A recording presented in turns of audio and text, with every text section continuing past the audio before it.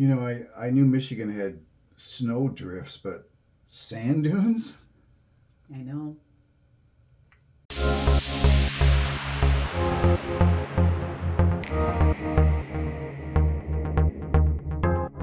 My name is Paul, And my name is Diane. and we thank you for joining us on another adventurous life of Paul and Diane. A couple of years ago, we went ahead and we went up to Traverse City in Michigan, and it's a beautiful town. So many wonderful things to see, beaches, and it had sand dunes. Yes. We when we went back in September, we went to Ludington, and when we stayed at the hotel in Ludington, which is the name of the hotel was Nadar, which was really nice. We saw a brochure on Mac Wood's dune ride, so we thought, hey, why don't it's not that far away? Why don't we go and try that? One thing about Michigan is there's thousands of lakes in the state of Michigan. As a matter of fact, the town that we live in, there's 26 lakes just in our town alone. Michigan's known for fishing, water sports, and all sorts of winter sports. Skiing, ice skating, and snowmobiling is really big in the state of Michigan. Today on the Adventurous Life of Paul and Diane, we are going to do Mac Woods Dune Ride. I never even knew it existed, and again, Diane said we saw a brochure. Let's just go ahead and give that a try. So we went over to Mac Woods, and they have these things. They're called dune scooters, and they're like elongated jeeps. And there's about 15 people in each dune buggy, and they So when we were at the hotel and we looked at this brochure, it said that you didn't have to make a reservation, that you can it's just walk in. So Paul and I, we drove there, and by the time that we got there, they already had people on this dune buggy thing.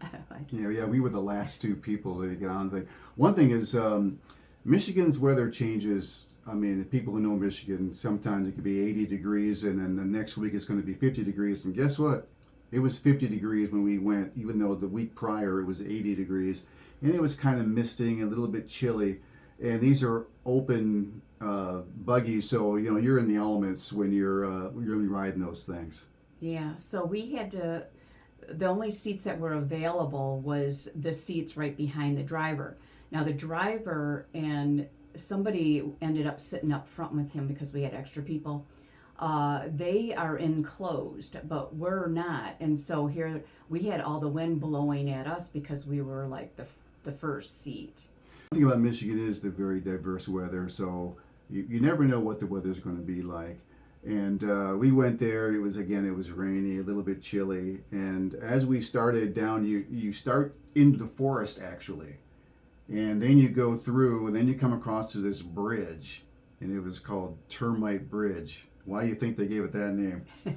Yeah, they were trying to scare everybody by saying that the bridge was full of termites, and that if you go across it, it could fall in on you. But it's it's their just thing they it's a use joke for that they use. everybody. Then as you pull into the park, it was in Silverlake State Park, and it starts off again. You're in the forest. You continue to drive into the park, and all of a sudden you're just into sand dunes. And I had no clue Michigan had sand dunes. When we went up to Traverse City was when I found out they had what's called Sleepy Bear dunes up there, and I was really surprised about the type of sand they had up there. And Silver Lake State Park is the same thing. Yeah, and so when we were driving along there, they took us and they even explained some of the trees you could only see the top of them, and they said that those were fully grown trees, real big trees, but because of the sand always blowing in, where the dunes are, the sand always blowing, you could only see the top of the trees, and that was kind of awesome, when they told us that. I didn't think anything like that could happen, like burying the trees up. Yeah, Silver Lake State Park is 1,800 acres, and it's divided into three sections. There's one section is for off-road vehicles, if you have your own dune buggy or you have a dirt bike or something like that. There's a second section just for pedestrians and hikers. So you can use that section for hiking. And Macwoods leases its own section, and it's a 7-mile loop. So you can do a 7-mile loop all around. You're going down hills, up hills, around turns, and it's really a very, very beautiful scenic drive. Yeah, yeah, and then some of the dunes that he took us on, it's like it was like a real deep hill, like you're going down, and it's kind of scary, like you're gonna tip over, but it drives really good in the dunes. And then they let us out at one point, and so we had a couple of pictures that we took with the water behind us because you could see way below that it was the lake, that was behind us. Yeah, you travel next to Lake Michigan and all the way up to Silver Lake. One interesting thing about Silver Lake is that it used to be a lot larger lake, but because of the sand blowing into the lake, it's constantly shrinking. And they said that within about 100 years that Silver Lake will be gone. And it talked about how there were homes that are along the beach and they were actually covered with sand, and they moved some of those homes farther back. But eventually Silver Lake's going to disappear.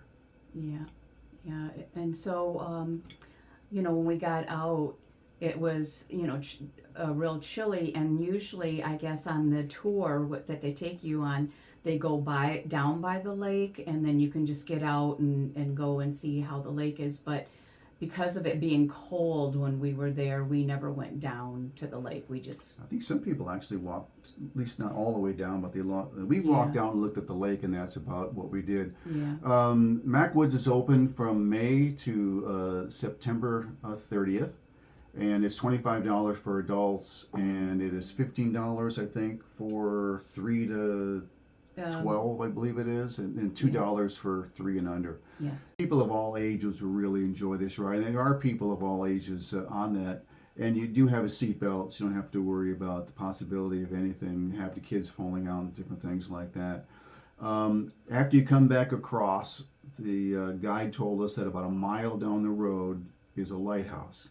This is the Lake Sabo Lighthouse, and it is been in continuous operation since 1874. And it's 115 feet tall. It's one of the tallest in operation lighthouses in the state of Michigan. Yeah. So we took some pictures there, and we went, by the water. But of course, with how cold it was, we didn't take our shoes and socks off and go into the water. We just kind of went down and looked at it. Yeah, you can tour the lighthouse, but when we went up there, it was like the last few months with the COVID thing. You had to wear a mask. I believe it was closed because of that particular thing happening. It's $3 for children, $5 for adults if you ever get a chance to tour that lighthouse. I wish I can go up, but next time we go there, I'm going to go up in the lighthouse. It was really, really a fun thing to do, and I think everyone would really enjoy doing it. Yeah, and also they have a gift shop at back at the Dune place. So if you want to pick up any little trinket, to show, for you that you were there, like some kind of souvenir or something, they do have a lot of things that you can get there. Yep, stay with us, subscribe, and hit that notification bell so when we drop a new video, you'll be the first ones to know. And as always, we thank you for joining us, and always live your life as an adventure. Thank you.